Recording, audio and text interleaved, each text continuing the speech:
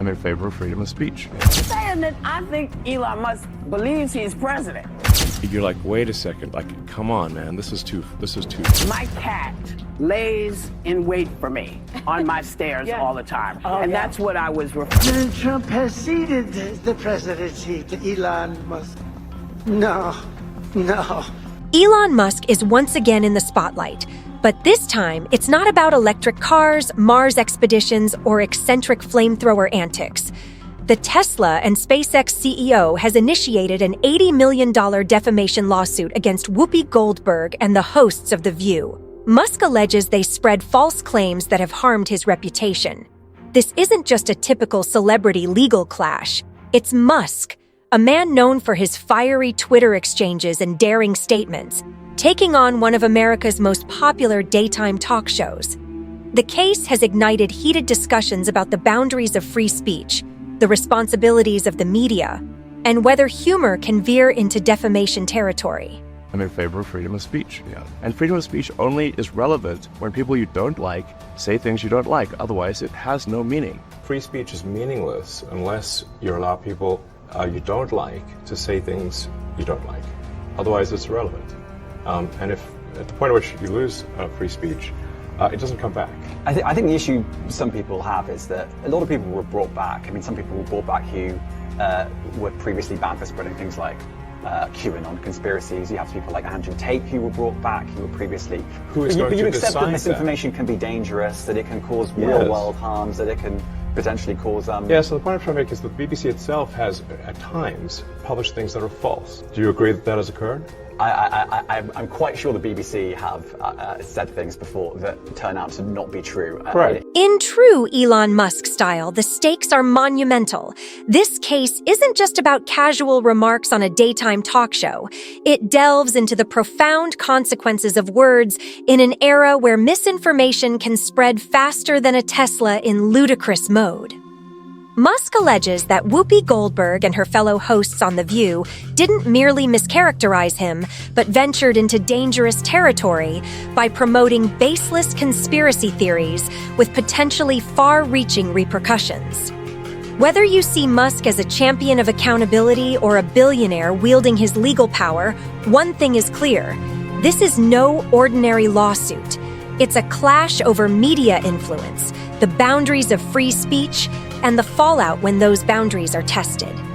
Musk, known for his ambitious dreams of colonizing Mars, is now embarking on a new kind of mission: a battle in the courtroom. In a legal drama that feels more like a blockbuster thriller, Musk has launched an $80 million defamation suit against Goldberg and her co-hosts. The allegations? Defamation, spreading misinformation, and what Musk's legal team describes as a calculated campaign to tarnish his name.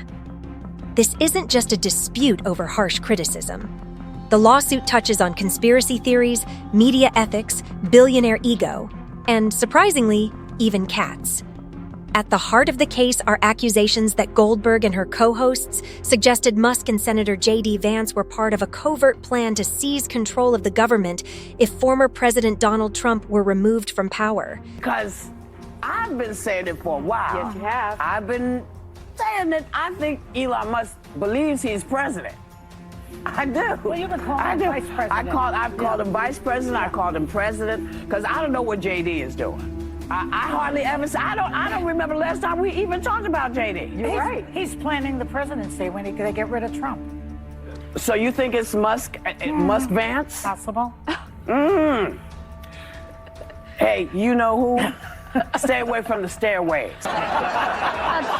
Because, people put the leg out to trip you going down the stairs. The duo was portrayed as shadowy masterminds, plotting like villains straight out of a political drama. But Musk isn't finding any humor in the situation. He argues that these remarks are far from innocent speculation, labeling them as dangerously defamatory. According to his legal team, the statements implied deceit and conspiracy on a scale that could significantly damage both his reputation and business interests. For Musk, Tesla and SpaceX CEO and self-anointed king of Twitter, reputation is everything.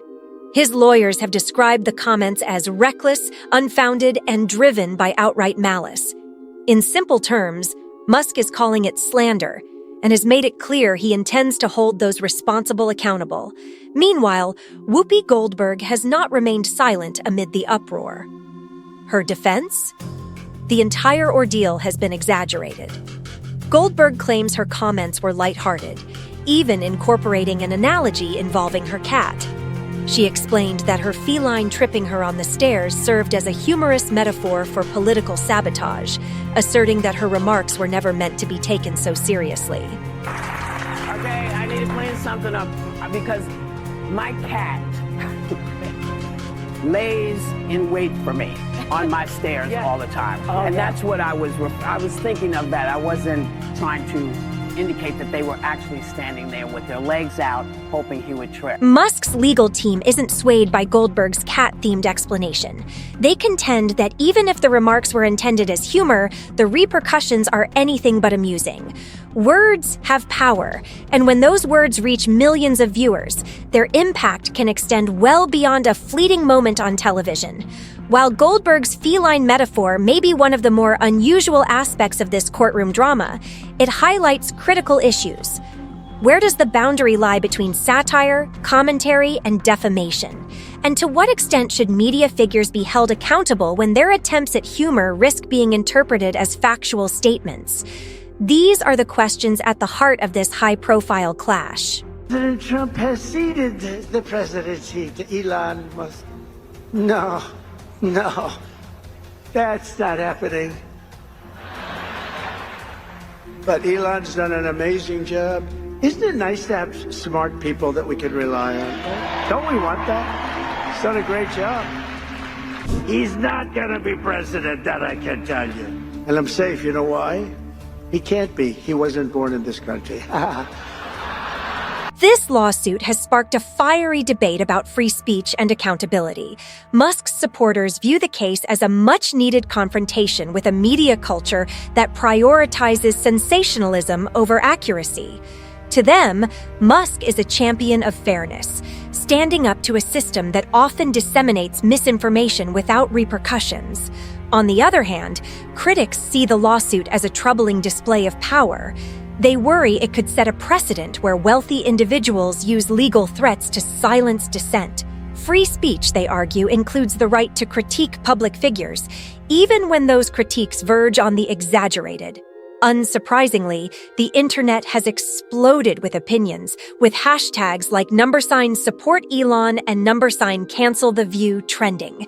Everyone from online commentators to legal experts is weighing in, asking whether this is a noble stand for accountability or a billionaire wielding his influence to stifle opposition. This isn't the first time The View has found itself under fire. Known for its heated debates and outspoken panelists, the talk show thrives on controversy. However, its approach has also drawn criticism over the years, with some accusing it of prioritizing provocative headlines over factual discussions. Musk's lawsuit has reignited these critiques, with detractors pointing to the show's history of making inflammatory remarks about public figures. Critics argue that the format of The View encourages sensationalism, often blurring the line between opinion and misinformation. Supporters, however, defend the show, claiming it's designed for entertainment, not hard-hitting journalism. They argue that holding its hosts to the same standards as investigative reporters is unreasonable. Adding yet another layer to the controversy are resurfaced clips of Whoopi Goldberg praising Donald Trump, now a frequent target of her criticism. In one clip, she calls Trump a friend and even expresses admiration for him, a stark contrast to her current stance. These revelations have only added fuel to the already blazing fire surrounding the lawsuit. She put me in the movies, right? A long time ago. How much did I judge? Nothing. Like they say in the I love you. I'm telling you. And they're trying to humanize them and change your idea about who this guy is. Don't fall for that. Trump, you're talking about. Critics are now accusing Goldberg of changing her stance to boost ratings, further complicating an already chaotic situation. They argue that in today's polarized climate, even seemingly harmless jokes can carry serious consequences. At the same time, Musk's detractors claim his allegations of incitement are overblown. They caution that treating remarks like Goldberg's as grounds for legal action could have a chilling effect on satire and humor in media. This lawsuit, however, goes beyond Musk and Goldberg. It underscores much larger questions about the media's role, the responsibilities that come with having a platform, and the delicate balance between free speech and misinformation. In an era where false information spreads faster than ever, the need for accountability has never been greater. The outcome of Musk's case could have significant implications. If he wins, it might embolden other public figures to take legal action over reputational damage.